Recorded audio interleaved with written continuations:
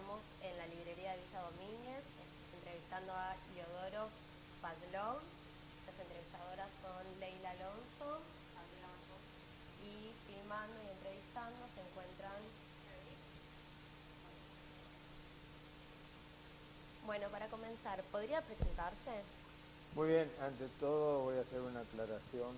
Esta no es una librería, es una biblioteca popular.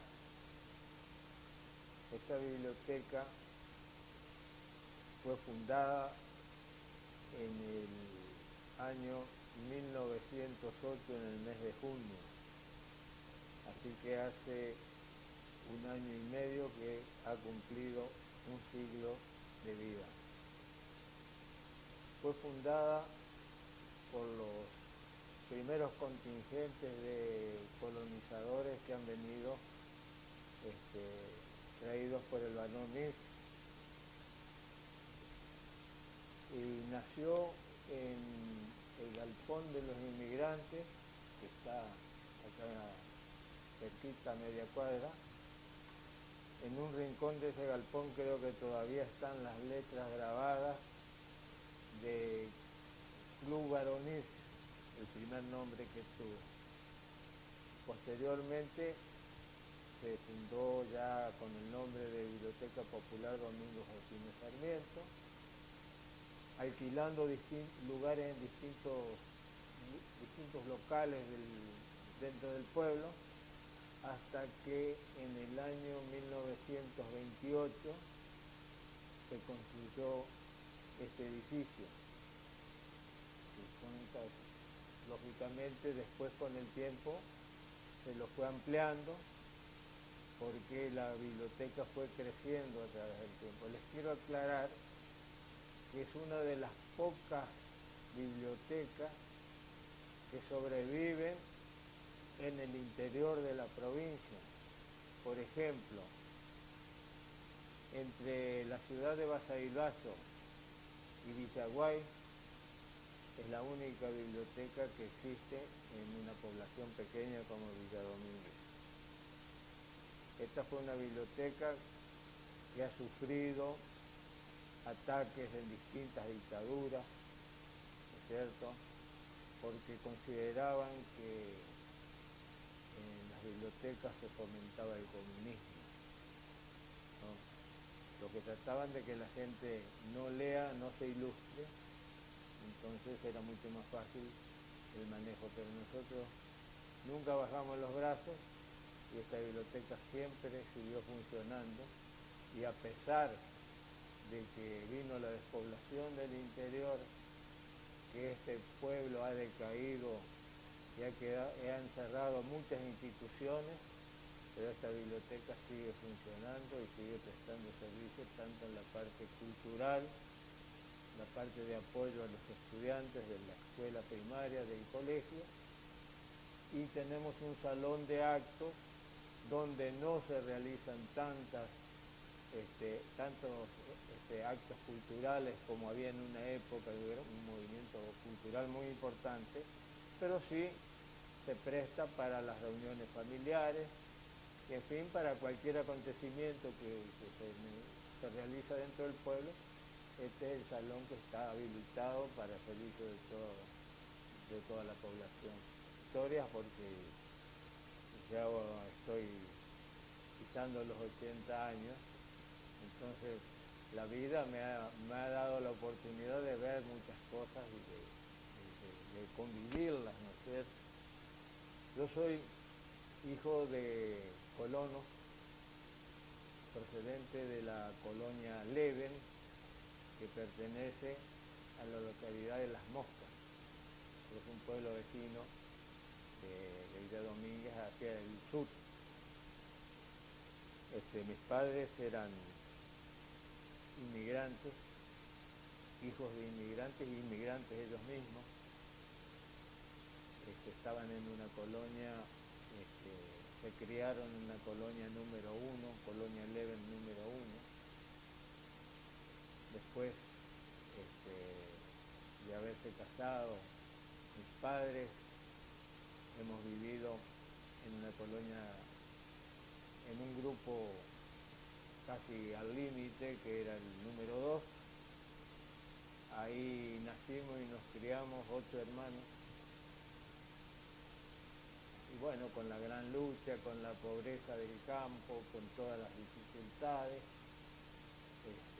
nuestros padres tuvieron la gran preocupación de que podamos asistir a algún colegio, que no era fácil porque hoy hay colegio en todas partes. En aquella época había que ir a alguna ciudad para hacer un secundario. Entonces mi vida, por ejemplo, desde chico tuve que salir de mi casa.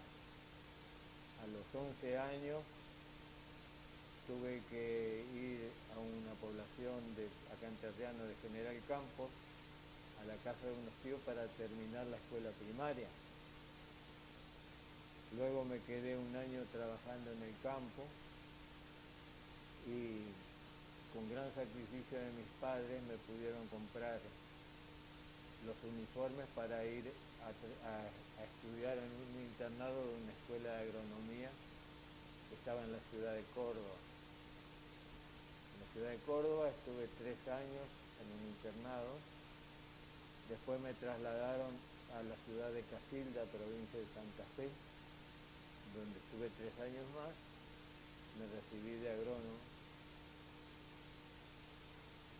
Volví a mis pagos con la mala suerte de que en el momento que yo volví, que iba a salir a trabajar a algún lado, falleció mi padre y me tuve que hacer cargo de la familia. Y bueno, entonces me quedé 10 años en el pueblo de Las Moscas, con mi madre y una abuela anciana. Y después contraje matrimonio y me trasladaron, yo estaba trabajando en la cooperativa Fondo Comunal, me trasladaron a Domínguez en el año 63 y todavía estoy acá en Domínguez. Todo el desarrollo que hicieron en menos de 50 años es increíble. Lamentablemente, por políticas erróneas de distintos gobiernos, vino la despoblación del campo y sobre todo la inmigración judía, que fueron los que más rápido se acercaron a las ciudades, simplemente porque necesitaban el desarrollo intelectual, sobre todo de sus hijos, porque todas las colonias judías que se fundaron trajeron cultura, fue un trasvasamiento cultural muy importante, cosa que no ocurrió con otras inmigraciones, ¿no es cierto? Porque otras inmigraciones generalmente vinieron a la Argentina la gente desplazada, en cambio la inmigración judía fue una inmigración masiva por la persecución que tenían en Europa. Entonces, entre la gente que integró nuestra colonia, hubo abogados, hubo ingenieros, hubo médicos, hubo de todo. Hubo desde analfabetos hasta personas de niveles universitarios. Entonces hubo un desarrollo, aparte de la parte económica, que fue un movimiento muy importante, hubo un movimiento cultural también muy importante. La gente no admitían que existan analfabetos, que la gente leía mucho, porque en aquella época medios de comunicación no había nada, ni siquiera tal vez una radio, pero llegaba en cantidad de libros, revistas, diarios, no había una casa que no tenga todo ese material de literatura. En cada grupo de colonias había una biblioteca, una sinagoga de hecho, pero había biblioteca, había escuela castellana, escuela hebrea y sinagoga, en todos los grupos. Y eso era como una obligación, la escuela de hecho, ¿no?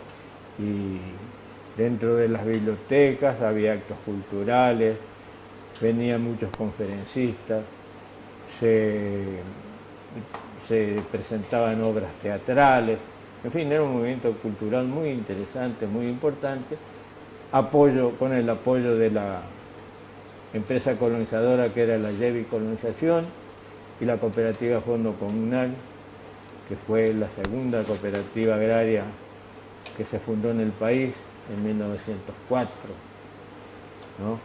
Y dentro de los directivos del Fondo Comunal hubo personalidades muy importantes, como el doctor Noé Archo, el ingeniero don Miguel Sájaro, don Miguel Kippen, que era abogado, y así una cantidad de gente muy capacitada, porque por la forma como han organizado esta cooperativa se ve que eran gente con mucha preparación. Aparte que fueron gente muy abierta y han formado a muchos jóvenes. Se formaron muchos jóvenes autodidactas que se han destacado en distintos lugares del país, ¿no? Jóvenes que han tenido a lo mejor la posibilidad de hacer segundo o tercer grado en la escuela primaria. Pero a poco las cosas se fueron adecuando, ¿no? Los hijos fueron aprendiendo, porque algo que era muy característico de los judíos siempre fue el deseo de cultura. Entonces tenían escuelas, hasta que pusieron escuelas realmente del gobierno, había maestros que se dedicaban a enseñar. Entonces, como estaban todas muy extendidas, muy desparramadas, como vivía la gente, iba una chata a recogerlos cada día, era otro el que se ocupaba de tener la chata y llevar a los chicos a la escuela. Cargaba a los chicos en la chata. La chata sería como... La chata es como si fuera un plano con 4 ruedas y tirada por bueyes. Los chicos, bueno, se sentaban ahí y llevaban su comida, porque estaban de mañana y de tarde. Aprendían en un turno el castellano y en otro turno el hebreo y el yiddish. Así que llevaban sus meriendas y bueno, y después de tarde se volvían a su casa, ¿no? Pero era una comunidad con mucho apego a lo intelectual. En casa de mi abuelo había una biblioteca circulante. No quiere decir que todos los libros eran de él, sino que se juntaban los libros de la gente de la zona y se intercambiaban. Leían el diario también. En fin, sería un semanario, tal vez, no recuerdo bien cómo era. Pero nunca dejaron de ocuparse de las cosas culturales. Y por eso también mandaron a algunos hijos hacían hasta 4º grado, porque en aquel tiempo las escuelas Laines tenían hasta 4º grado nomás, que eran 5 grados porque había primero superior, segundo, tercero y cuarto. Entonces los chicos del campo llegaban a este 4º grado. Y los chicos que ellos, en fin, veían que eran más inteligentes o más capaces o podían más, los mandaban a Moisés Villa, al pueblo, a hacer el 6º y 7º grado. Y después se esforzaban muchísimo en mandarlos a estudiar, porque todos querían que sus hijos fueran ilustrados y profesionales. El recipiente, la cuchara y el azúcar, porque no nos podían brindar el azúcar. No había presupuesto para eso. Así que continúa vos con... Bueno, pero con el jarrito. Había gente que se le daba, que no tenía comida, se le daba para la casa. También. Comprar en los negocios venían las bolsas grandes de maíz pisado. La señora se sonríe. ¿Recuerda algo de eso, señora? No. Bueno, esto es justamente dedicado a ese famoso jarrito, a ese tacho que llevábamos para comer. Se llama el jarrito, dice así: jarrito de aluminio, jarrito de enlosado, hoy te he recordado. Jarrito de aluminio, jarrito enlosado, de mazamorra lleno te he soñado. Jarrito de aluminio, jarrito enlosado, con qué gusto he desayunado. Jarrito nuevo, jarrito cachado, con arroz con leche te he saboreado. Jarrito nuevo, jarrito cachado. Con chocolates y pasteles, un 9 de julio fue dado. Jarrito nuevo, jarrito cachado, en la mesa como soldados en fila alineados. Jarrito de aluminio, jarrito enlosado. Rubios y morenos comimos hermanados. Jarrito nuevo, jarrito cachado. Nunca, nunca te olvidé. Jarrito agujereado, solo has quedado. Bueno, es el recuerdo del colegio. Ahora yo les hablé del almacén de ramos generales.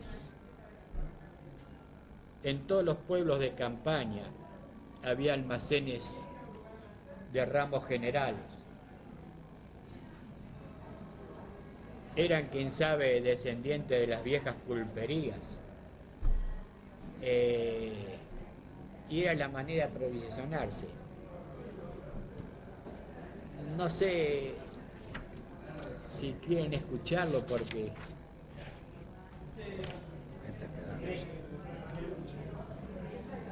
no sé, puede ser para los nuevos que les gusta todo servido o están acostumbrados a un shopping, a una tarjeta de crédito. Eso no existía en estas épocas, ni menos tarjeta de débito que nos quieren meter ahora. Dice así, esto es en recuerdo a mi padre que lo atendía. Almacén de ramos generales, acopio de frutos del país. Otros tiempos de ideales de una niñez feliz. Todo comestible se podía comprar. Bolsas de harina, azúcar, hierba y una marmita para cocinar. Cadenas, rejas, discos para la tierra roturar. Municiones, pólvora y cartuchos para perdices cazar. Bombachas, batarazas y lienzos, los estantes exhibían. Carpetas, lápices, cuadernos y pizarras con borla había. Ustedes no saben lo que son las pizarras con borlas. Nosotros aprendimos a escribir y a leer en pizarras con borlas. Eran pizarras negras, un marco de madera, el material era pizarra, se te caía al suelo, se rompían pedazos. 2 borlas y un lápiz pizarra que era finito, como el cable de esto, un largo unos 20 centímetros. Con eso escribías, borrabas con las borlas, que a veces se marcaban, quedaban marcados, entonces las mojabas y borrabas y volvías a escribir. Con eso aprendimos a escribir en las escuelas rurales, en el campo. Pinturas y barnices el mono, ginebras en su porrón, chapos, clavos y tirantes para construir un galpón, café torrado, tornillos, tenazas, una bigornia, una masa, carbón de piedra y una fragua para hierro forjar, bombillas, mates, porcelanas, vino en bordaleza, cuyo espiche goteaba, grasa de carro, lubricantes, nafta y todo lo que deseaba. El vino venía en barriles. Ustedes o sus abuelos, no sé si les contaron. No, los juegos no. ¿No se acuerdan? Las comidas. Y las comidas que traían eran las comidas de ellos, el borshi, el gefilte fish, y todo eso era lo que enseñaba mi abuela. Además era una expertísima cocinera. ¿Cómo llaman los arroces? ¿Cómo llaman? ¿Cómo era? No, falafel. No me acuerdo, no, yo no me acuerdo, no sé. Bueno, yo le he hecho algunas de estas obras que yo hice, que he creado, se las dediqué a mi bisabuelo, ¿no? Por ejemplo, hice el Cantar de los Cantares, que es Shira Shira Shirim. Bueno, eso lo hice en homenaje a él. Y bueno, y he hecho muchas cosas sobre temas de la Biblia y sobre temas, incluso hice entre una obra de teatro, una obra que se llamaba Pioneros, sobre los primeros inmigrantes a Moisés Ville. Bueno, cosas que están ligadas a la historia de uno, ¿no es cierto? Ahora, hay cosas que son muy, muy extrañas. Por ejemplo, mi papá, que vino 10 años, 11, de Ucrania, yo me acuerdo siempre que él tocaba el piano de oído, porque él era médico, entonces no es que lo hacía.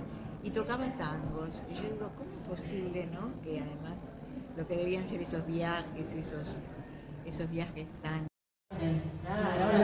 Dale. Ich wollte du zu singen und ich spiele meine Gitarre, weil der Mann das kann nicht. Das kann nicht singen, sie lieber größten Weitig mit dem Singen der Freizig. Claro, mucho ya no me acuerdo. Lo hice hace 1000 años. ¡Qué bueno!